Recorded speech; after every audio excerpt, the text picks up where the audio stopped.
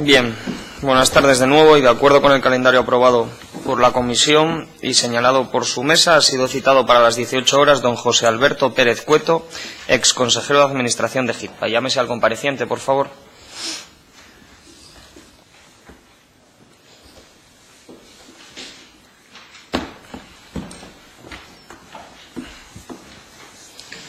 Buenas tardes. Bueno, se hace constar que el compareciente está presente y de conformidad con el artículo 74 del Reglamento de la Junta General y con la resolución del presidente de la Cámara de 20 de octubre de 1998 sobre comparecencias ante las comisiones de investigación, se procederá a dar lectura al compareciente de sus derechos y eventuales responsabilidades, salvo que el compareciente renuncie a la lectura. ¿Renuncia a la lectura? Primero, el requerido tendrá derecho a no declarar contra sí mismo, a no confesarse responsable de ilícito penal o administrativo, al secreto profesional y a la cláusula de conciencia en los términos previstos en la legislación vigente.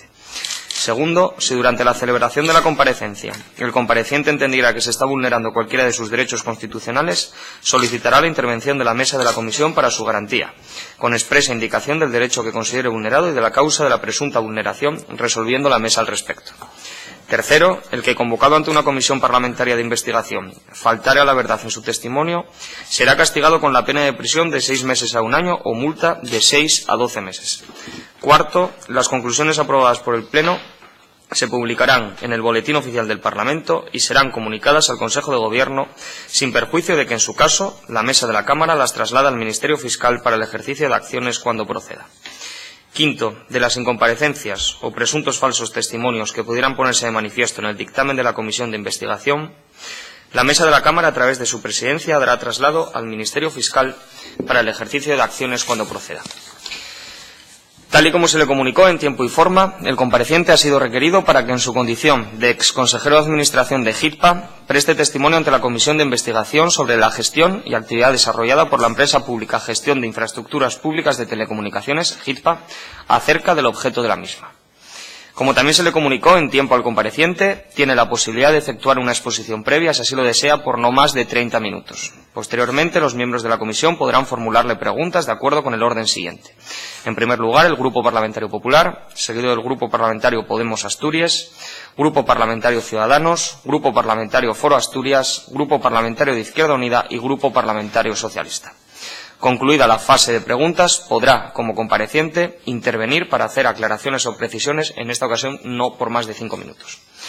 La comparecencia se desarrolla en sesión pública, que se puede seguir en directo a través de la web de la Junta General, se graba y se publicará en el diario de sesiones de la Junta General. Por lo tanto, antes de comenzar con el turno de preguntas de los distintos grupos parlamentarios, ¿desea el compareciente hacer una exposición previa? No. Bien, pues por lo tanto pasamos al turno de preguntas. Tiene la palabra en primer lugar el Grupo Parlamentario Popular. Señor presidente, muchas gracias, señor Pérez Cueto. Me llamo José Cuasmón, soy miembro de esta comisión por el Grupo Parlamentario Popular. Yo querría en primer lugar, usted fue miembro del Consejo de Administración de la sociedad pública que es objeto de esta comisión de investigación de gestión de infraestructuras y fue además su vicepresidente y consejero delegado, creo recordar. Si me puede precisar en qué fechas y cuáles eran exactamente sus funciones en relación a esta sociedad. Las fechas puedo decírselo de manera aproximativa, no recuerdo las fechas exactas. Yo creo que en el Consejo de Administración del HIT entré después del verano de 2017, cuando fui del 2007, y lo fui hasta yo creo que el verano de 2011, cuando fui cesado. Como consejero delegado no recuerdo las fechas, yo creo que fue en enero-febrero de 2010 hasta el cese en agosto de 2011. Creo recordar que esas son las fechas, vamos, no, más o menos. ¿Y cuál era su papel o actividad dentro de la sociedad? ¿En qué consistían sus funciones?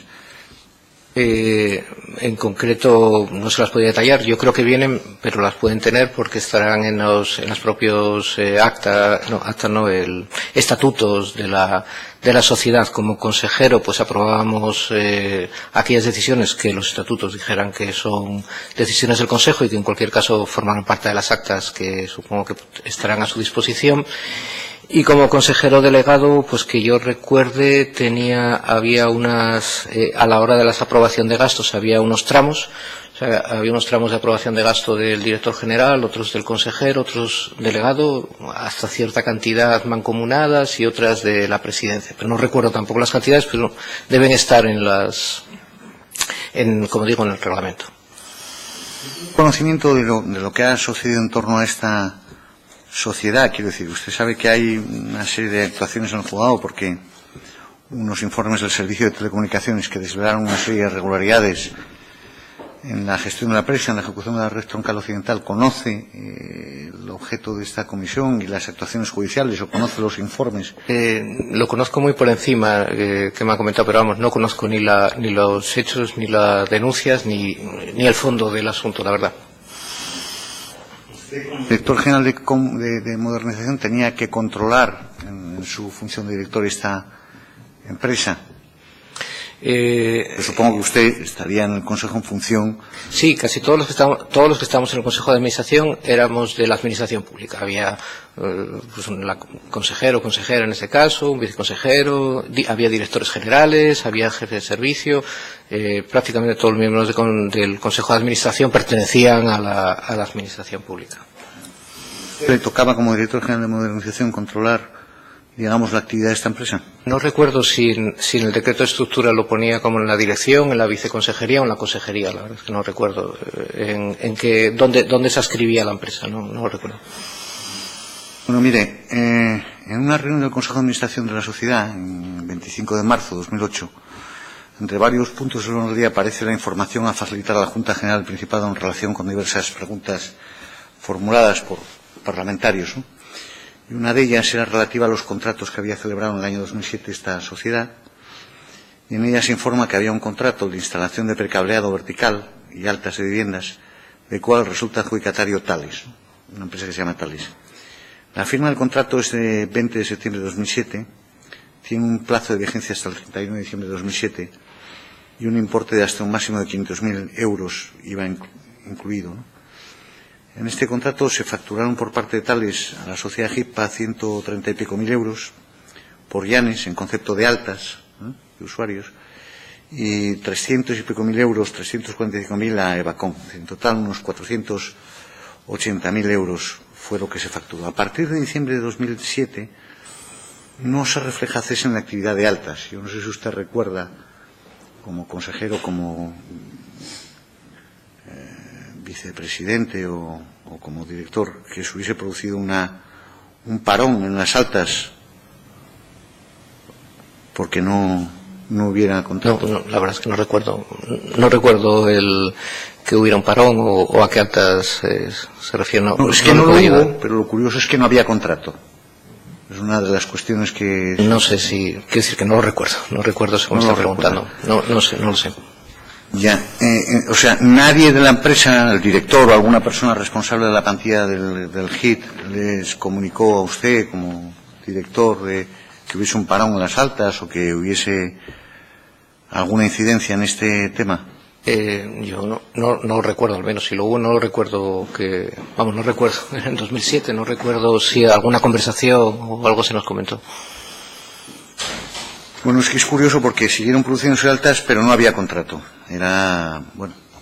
En esa misma sesión del Consejo informaron ustedes de quiénes eran los puestos de trabajo que habían en aquel momento, ¿no? Informaban en ese Consejo de Administración, está en el acta literalmente, que en la empresa pública GIPA tan solo existe un contrato de alta dirección que es el celebrado con el director general de la misma, don Juan Manuel Rodríguez Bañuelos. Contaban un salario bruto anual que se equiparaba al director general. Bueno, decía que el director general, en ese acta del Consejo, ha trabajado con anterioridad en diversas empresas del sector de las telecomunicaciones y acredita suficiente competencia profesional para desarrollar las funciones encomendadas en su puesto de trabajo. En algún momento el señor Bañuelos, que yo supongo que usted habrá tenido alguna relación con él, no sé si me equivoco, habrá tenido reuniones, habrá tenido sí. Su trabajo. El cargo, sí. En algún momento comentó el señor Bañuelos que procedía o que había tenido contacto profesional con la empresa Garós. No lo recuerdo. O sea, catalana. ¿Recuerda la empresa Garós? Me suena de que ha trabajado me suena el nombre de la empresa y yo creo que ha trabajado, pero no me suena ninguna conversación de si ha trabajado, si tenía alguna relación, no recuerdo. Ajá.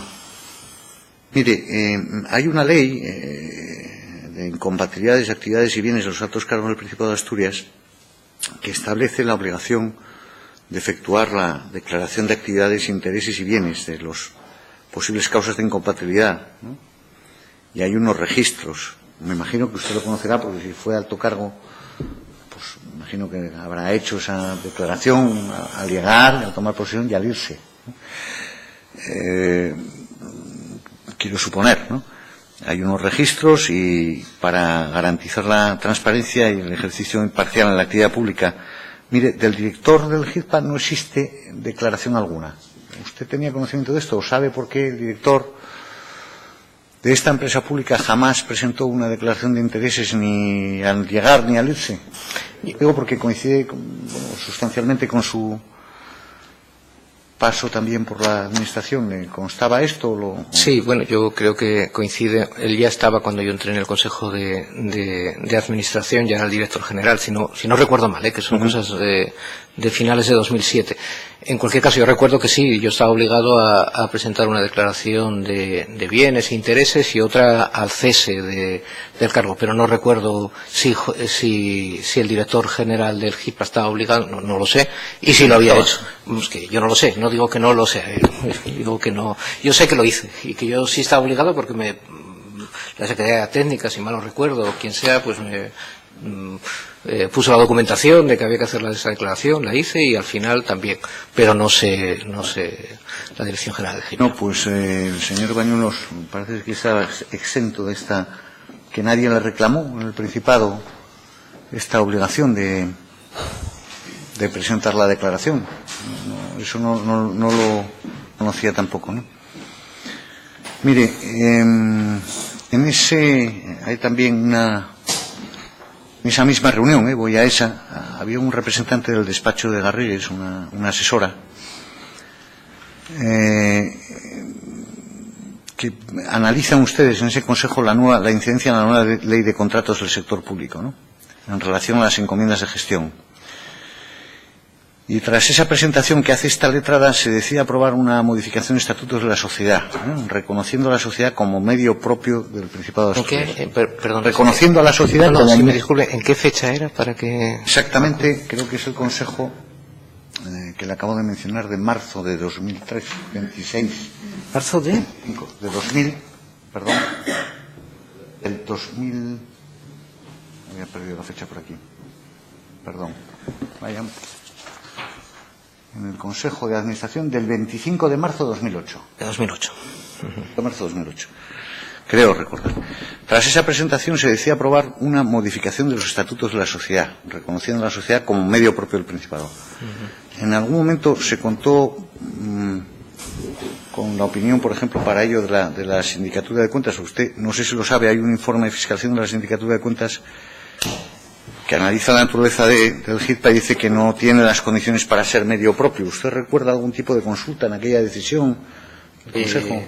Yo no conozco ningún dictamen, digo que no lo conozco, que no, o al menos yo no recuerdo ningún dictamen de la Sindicatura de Cuentas que nos dijera que no era medio propio. Yo recuerdo que, por una parte, y ya digo que estamos hablando de principios de 2008, con lo cual tomen muy bien entre comillas pues los recuerdos de las conversaciones de aquella época.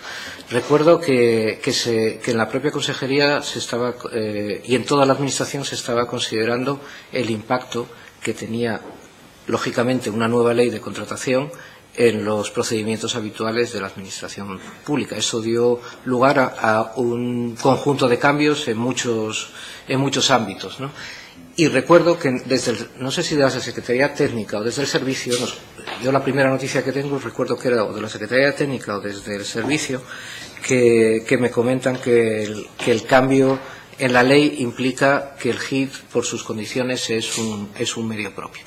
También, por su parte, creo recordar, aunque esto lo recuerdo más vagamente, me lo acaba de recordar más bien usted si lo dice ese acta, pues también estudió el asunto de cómo convertirse. Pero digamos que partía de ahí, que al parecer por algunas razones legales, el HITPA pasaba a ser medio propio porque las condiciones que tenías le hacían que solo podía ser medio propio y, por tanto, había que hacer una serie de cuestiones para cumplir la ley.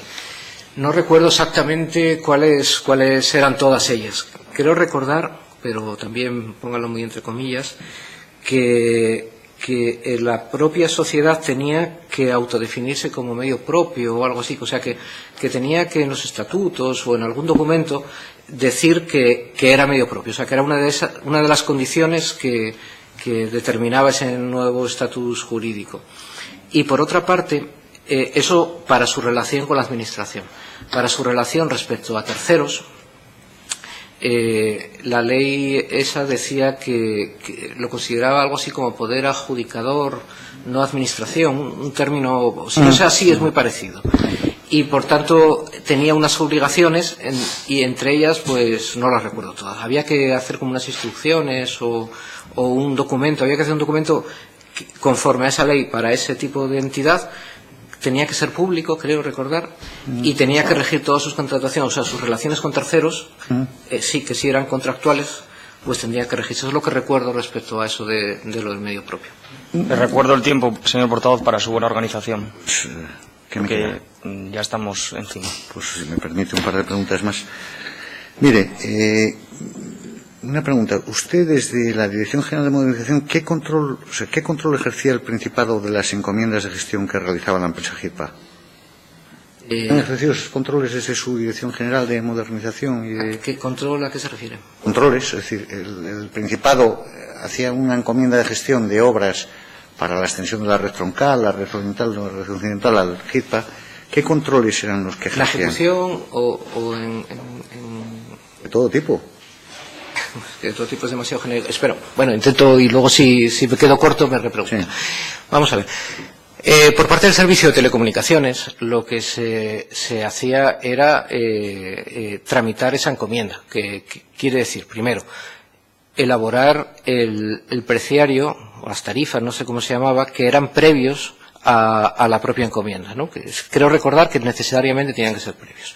Y luego tenía que hacer la encomienda, en la cual figuraban, era una especie de orden de servicio, porque como le decía, y si no recuerdo mal, la relación entre la administración y un medio propio, pues la propia ley de contratos, en algún artículo que no recuerdo, decía que no se circunscribía a la propia ley de contratos del Estado. O sea, no era la relación entre la administración y un medio propio, no era objeto de la ley de contratos del Estado. Por tanto, digamos que su ámbito jurídico estaba en la ley de procedimiento.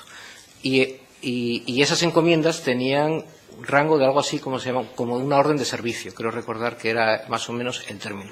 Lo que lo convertía en un órgano análogo a un propio servicio. O sea, la consejería ordenaba como si fuera un servicio propio, porque era un medio propio, en función de un convenio, de una encomienda, hacer una serie de cosas por un precio. Y luego el control... Igual no me he explicado yo bien. Le agradezco la explicación. No, el tema es que aquí lo que realizó el HITPA, o que el HITPA, la empresa del cable, pagó a las empresas adjudicatarias por las obras, ¿no? Porque por centrarlo en el objeto de la comisión, y lo que el Principado paga al HITPA no coincide en nada.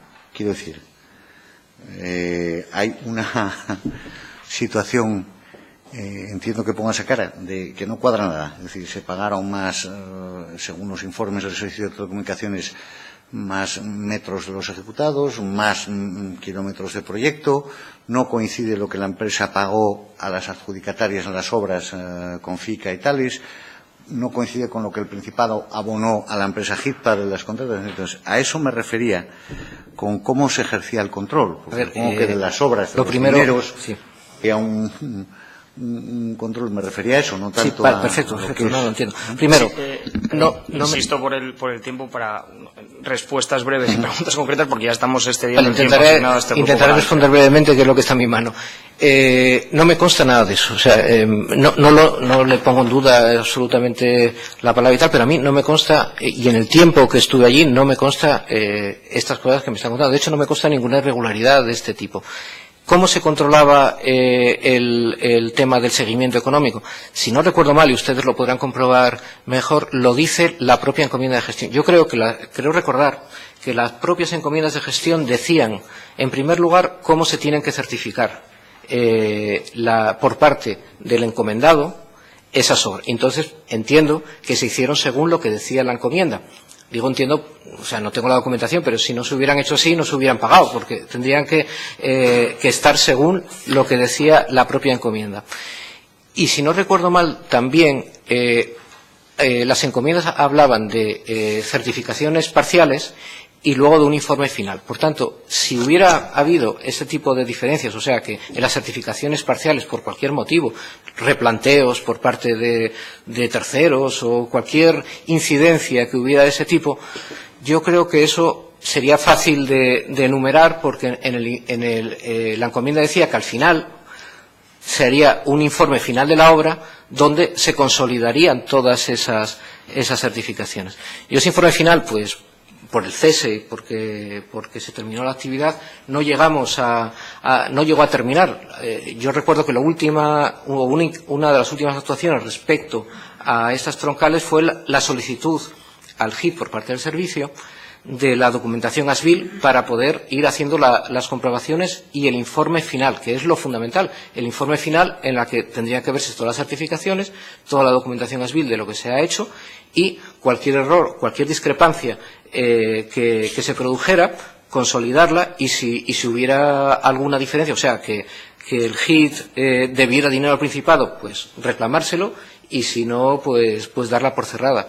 En ese cierre, que yo creo que tendría que hacerse, y no sé si lo tendrán en la documentación, tendría que venir todo eso, sobre todo en un tiempo que yo, y ya termino y pido disculpas por ello, en el que el Servicio de Telecomunicaciones, el HIT, eran medios de la propia consejería y sus profesionales trabajaban conjuntamente y codo con codo en el desarrollo de las labores que tenía, que no eran pocas, el Servicio de Telecomunicaciones. Pero una cuestión, en la ejecución de estas redes, fundamentalmente en la empresa pública, en el GEPA, la labor fundamental de ese control la hacía el director general con las empresas externas que tenía contratadas, la empresa Garós y... Es decir, lo que es el control de ejecución en el GEPA, hasta el punto de que, bueno, a mí me llama la atención que muchas de las cosas que estoy viendo en la relación, casi el poder, bueno, entre comillas, entiéndame, ilimitado que tenía el director general de la sociedad. No sé, yo creo que el poder estaría marcado por los estatutos y eso. Yo lo que le quiero decir es que, obviamente, yo no hago las certificaciones ni sé, pero sí le digo, y sí como indicación por lo que recuerdo, que el mecanismo de certificación era el que definía la propia encomienda. Entonces, me imagino que entre los comparecientes habrá quienes han participado en ese proceso y les podrán dar más luz sobre cómo se hacían.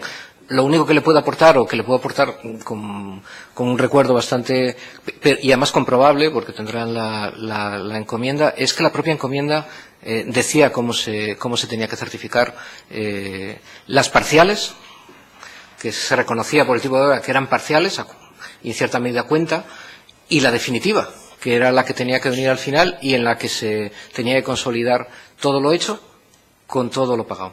Bien, excedemos muy ampliamente. Pues termino. Por supuesto, no recuerda dos grupos de certificaciones, ¿verdad? Diferentes.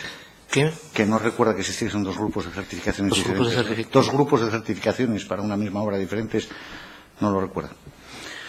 Pues muchas gracias, señor presidente. No hay más preguntas. Gracias. Tiene la palabra ahora el Grupo Parlamentario Podemos Asturias. Gracias, presidente, y gracias, señor Pérez, por su comparecencia.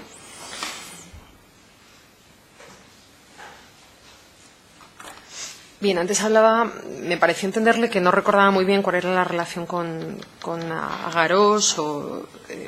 En fin, yo tengo que decirle que se formalizaron se formalizaron con Agarós contratos menores por valor de más de 100.000 euros, 8 contratos menores en el periodo 2007-2011, cuando usted fue director general. Si bien es cierto que el primero tiene fecha febrero de 2007, quizás no estuviera usted aún, incluso en el segundo, contabilizado en junio de 2007. Y además de esto, Agaros tenía en vigor el contrato de asistencia para la fibra en las comarcas mineras, cuando usted llegó, que es el despliegue previo a GIRPA. Simplemente quería hacer mención a eso. A mí me gustaría preguntarle por una factura muy concreta, la 079/09 de 22 de diciembre de 2009, de la encomienda Avanza.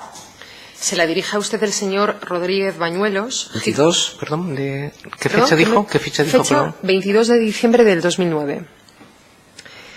GIRPA factura al Principado 1.223.887,53 euros en concepto de unidad de obra por adelanto por acopio de material para la construcción de la red troncal en zonas no pavimentadas.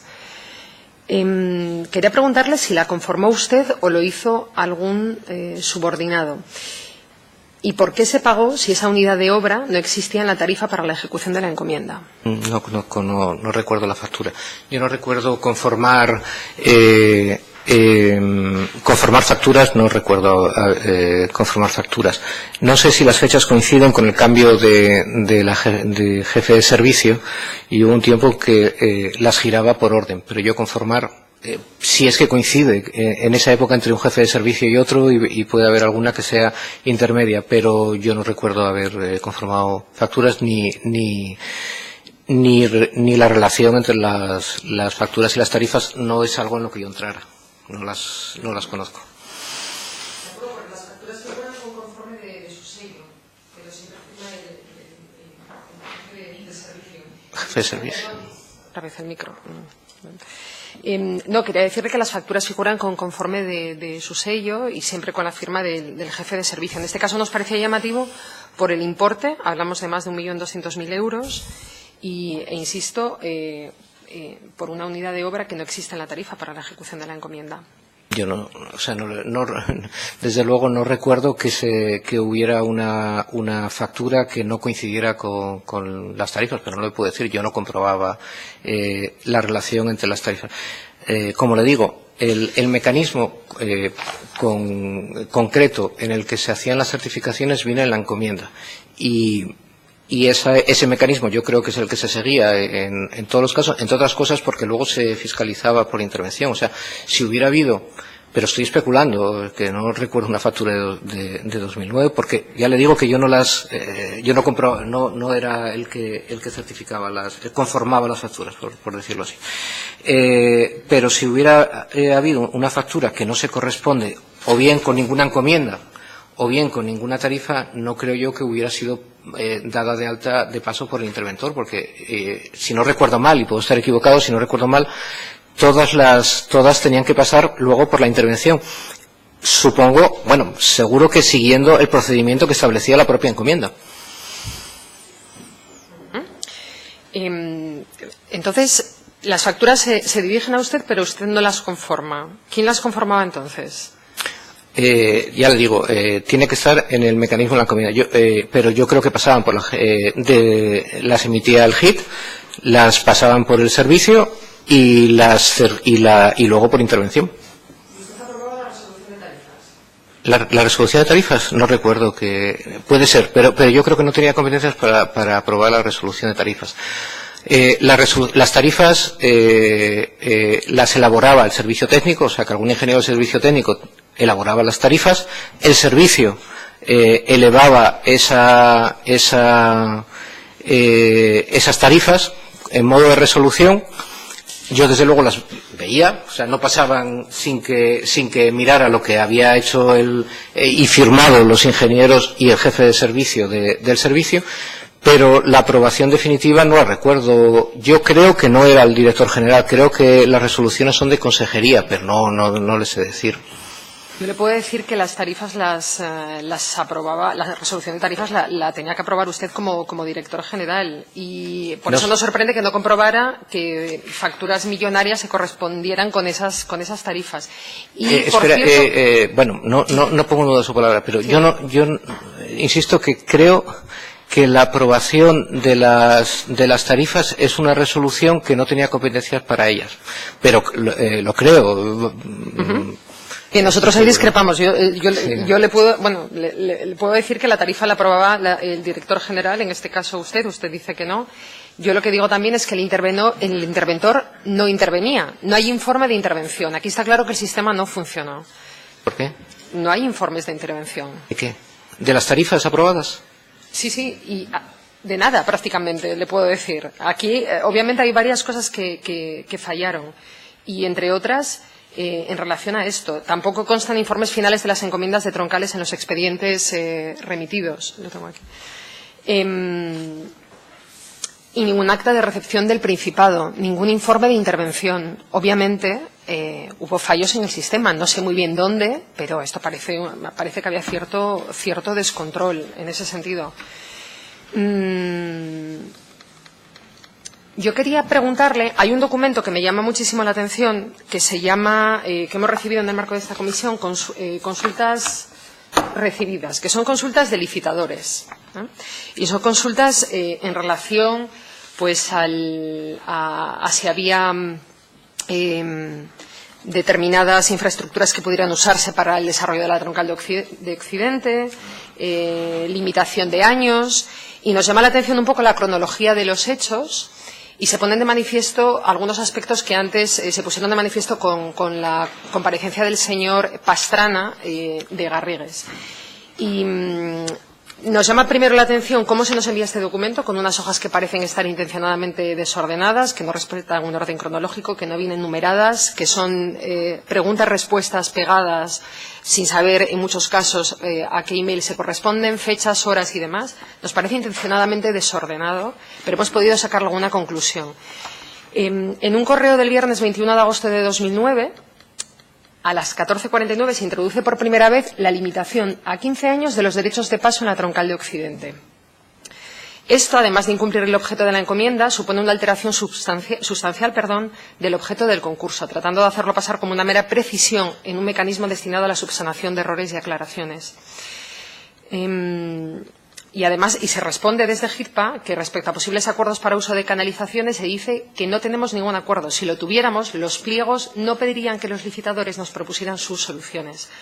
No consta que esta respuesta se enviara fuera de GIRPA y de Garrigues, porque en copia aquí solamente están GIRPA y Garrigues, el señor Martín Pastrana, entre otras personas. Encontramos después una consulta que hace la empresa Elecnor, ese mismo día, 21 del 8 de 2009, y dice, consulta el número de años a considerar para derechos de paso. Y hay un correo interno posterior, de 1 hora y media después, que indica que ha de ser por 15 años. Bien. Después tenemos una consulta de Ericsson, que por cierto me gustaría hacer esta mención para el portavoz socialista, que antes decía que esta empresa no se dedicaba a hacer proyectos. Sí se dedica a hacer proyectos, suministra equipos, hace zanjas, hace proyectos llave en mano. Y a mí yo me pregunto si no les interesara porque iban a preguntar para hacer la obra, sería un poco absurdo, pero bueno. Y además, bueno, he podido encontrar noticias respecto a Ericsson, por ejemplo, en 2009, cómo suministra soluciones de fibra a casa a 3 operadores, por ejemplo, en China. Quiero decir, Ericsson sí tiene sentido que haga esta pregunta, pero lo curioso es que a Ericsson no se le dice, preguntan si existe algún tipo de acuerdo con entidades públicas o privadas para la construcción de la troncal occidental y se le da una respuesta. Se le da la siguiente respuesta. Se le dice que no tenemos ningún acuerdo. Si lo tuviéramos, lo que comentaba antes, los pliegos no pedirían que los licitadores nos propusieran sus soluciones. Sin embargo, a última hora de ese mismo día, viernes 21 de agosto, parece que se prepara una respuesta introduciendo por primera vez los derechos de paso por 15 años y dejando claro que no hay ningún tipo de acuerdo con ninguna entidad pública o privada. Ni siquiera hay constancia, insisto, de que eso se enviara fuera de GIRPA. Y, sin embargo, 3 días más tarde, el lunes 24, Confica consigue un permiso detalladísimo de FEDE para poder realizar la obra. En resumen, diría, lo que la prensa dice hoy, que hay una serie de correos electrónicos en los que se habla de pasar por FEDE el cable de la troncal occidental, era algo que se había hablado entre GIRPA y el Principado en diversos correos electrónicos, según hemos conocido. La encomienda no lo recoge, los pliegos no lo recogen, a pregunta específica de una empresa se le dice que no existe ningún tipo de acuerdo y, sin embargo, la empresa que finalmente resulta adjudicataria consigue esos derechos por 15 años sin que siquiera haya constancia de que formalmente se le haya comunicado. Porque en la relación de estos correos que tenemos en este documento, lo último que aparece es un mensaje interno del viernes 21 de agosto donde no hay constancia de que se envíe nada a los licitadores. A nosotros esto nos parece gravísimo. Este hecho que se constata en estos correos y lo que se ha conocido hoy en los correos electrónicos donde ustedes hablan de estos derechos de paso y que no aparecen ni en la encomienda ni en los pliegos. Yo le pediría que usted me explique cómo se produjo esto y por qué se le responde a uno de los posibles licitadores que no hay ningún acuerdo con nadie cuando sí parece que lo había. Explíqueme usted si es así o no, si lo que hemos conocido es cierto o no. Y la pregunta es que si había un acuerdo con FEVE, ¿por qué no se licitó con FEVE de manera transparente? Bueno, empezando por lo último, no conozco esos correos y no puedo la relación entre correos de licitadores preguntando por un contrato, por una licitación, pues no la conozco. Pero sí le puedo contestar sobre la fase de elaboración de esto. Yo nunca hablé con FEVE, pero le puedo asegurar que hubo conversaciones con FEVE a efectos de determinar la posibilidad de la cesión de la ocupación y sus términos y condiciones a la hora de elaborar la propia encomienda. Quiero decir que la encomienda dice un conjunto de cantidades y un conjunto de localidades a las que tiene que llegar, con un presupuesto. La determinación de ese presupuesto se trabaja conjuntamente entre el servicio y el GIPA. Y en ese proceso aunque no lo puedo decir de primera palabra, en primera persona, porque yo no he participado en ellos, pero sé que hubo conversaciones para ver primero si es viable y en qué condiciones, porque obviamente para llegar a esas localidades nada más ver el mapa ya ves que llega el tren y que llega al centro de las ciudades, pero habría que ver si efectivamente económica y técnicamente era viable a la hora de determinar los precios en los que la Administración podía encomendar al GIR. ¿Por qué no se puso ya directamente en la encomienda, por ejemplo, que fuera por las vías del tren? Porque lo que se estaba marcando es que hubiera una posibilidad, pero no se quería cerrar la posibilidad de que pudiera haber otras, aunque hubiera la convicción generalizada de que iba a ser difícil que las hubiera. Pero aún así, si el Principado en la encomienda ponía que tenía que pasar por el tren, eso obligaba al GIT a que en sus licitaciones no pudiera dejarlo suficientemente abierto. Entonces hubiera sido pues más fácil y más cómodo, por una parte decir, bueno, pues ya damos por dónde tiene que pasar. Pero ahí las opiniones, ahí, como digo, no recuerdo todas las conversaciones, pero entre el servicio y el GIT, tanto a nivel técnico como a nivel jurídico y a nivel presupuestario, en esos meses que duró la elaboración de esa encomienda se barajaron todas las opciones técnicas y legales y se consideró al final, creo recordar, que no se debería cerrar, se debería respetar que en los contratos hubiera cierta posibilidad de otras alternativas que ni en el momento de la encomienda, que no era el momento, ni en el momento de las licitaciones se predeterminara. Porque eso, digamos que limitaría la competencia. En otras palabras, parece que para llegar a esos sitios el tren podía ser la mejor opción. Primero había que ver si realmente esa opción económica existía, porque si no, puedes encomendar algo que luego no se puede hacer. Pero lo que no puedes es asegurar al 100%, solo al 90 y pico %, que no pudiera existir otra opción mejor, económicamente mejor, usar parte de las vías o usar dominio de empresas privadas o otro tipo de opciones. Eso se dejaría abierto al GIT para que pudiera licitar de manera más abierta. Yo lo que conozco y lo que recuerdo de esto es cómo se gestionó esto. Con lo cual, no había, por tanto, se dejó abierto, por tanto, la idea era que se dejara abierto a los licitadores las posibilidades, pero por otra parte, sé que se habló con FEVE para ver en qué condiciones ellos cederían los derechos de paso, tanto técnicas como económicas, como de otros aspectos, para determinar la cuantía que podría salir esa encomienda.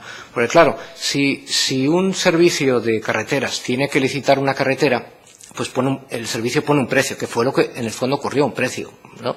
Teórico. Y además esto no era una licitación, era una encomienda. Basado pues en la experiencia previa, en cuánto cuesta hacer una carretera, cuánto más o menos salen expropiar los terrenos, tal, pero aquí básicamente se hizo lo mismo, pero sin mucha experiencia previa. Lo que tendría que ver, lo que durante varios meses trabajaron el servicio del HIT es en ver cuánto podría costar esto, considerando una opción, la que en ese momento había más razonables, pero sin prejuzgar que pudieran aparecer otras, porque incluso yo creo que tenía la convicción de que no las había, pero no, o al menos el criterio mayoritario era que no se debería cerrar a que los licitadores pudieran encontrar otras vías. Es lo que recuerdo, vamos, es lo que le puedo forzar. Se excede ampliamente en el tiempo, así que ¿Ya? una última pregunta.